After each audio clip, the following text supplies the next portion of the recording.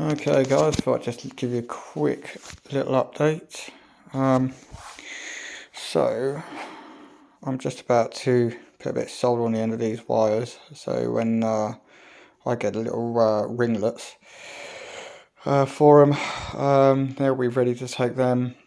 So this is the power cable, or the power lead that I've just made for the new fuse box, which will be going in at some point.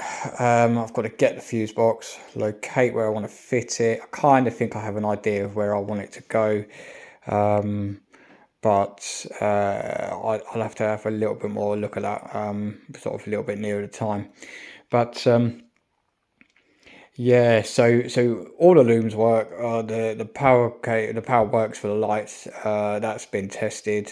It's given me a bit of encouragement, because I've not really been doing too much of this side of anything like the car, the wiring or anything like that. So it's not really that difficult once you kind of get into it. It's not that difficult. I know, like, you know, there are a lot more complicated looms and just putting in fuse boxes and stuff like that, and basic kind of switching mechanisms.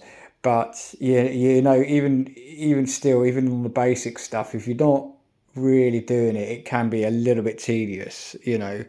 It's time to get all the kit and everything else that you need, and all of that. Plus, you know, you've got to look into it and then just try and build up enough confidence to think, yeah, you can do it, and then do it. You know, try and watch what everybody else has done. Well, when I say watch what everybody else has done, I mean, like, you know, those that have got it right, pay attention to them. Those that have got it wrong, well, pay attention to them. Don't make the same mistakes. It's that simple. Yeah, that's kind of where we're at the moment. Kind of happy with the result of, like, how the switch is turned out, how they're going to work, how to wire them in, how to connect everything up. Kind of know where the cable is going to go. I've left plenty of material, like on the ends. You know, there's going to be plenty of material on that for the fuse box. It's going to be like kind of, they're going to sit kind of like that, like that. So top and bottom, and then that's going to come somewhere through the back of the car. I don't know the route yet, but I just know it will go through the firewall. It will come out and it will go to the battery. So it's obviously the battery terminals. That's why that's longer, because that's obviously going to the negative. It's your live terminal, so you don't need quite as much on that, but because on the car, the live terminal is closest to the body of the car, so actually where that will come through, you don't need as much of this cable. You don't need as much of the live as you do the negative. So that's kind of why one's longer than the other.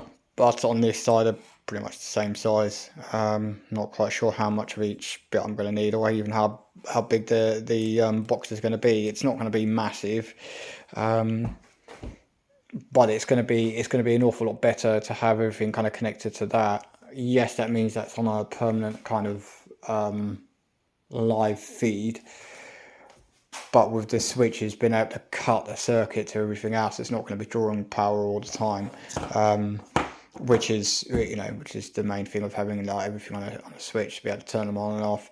With the cars off, you can still have the lights on if it's not dependent on the car being on. You could do that if you really wanted to. You could just wire into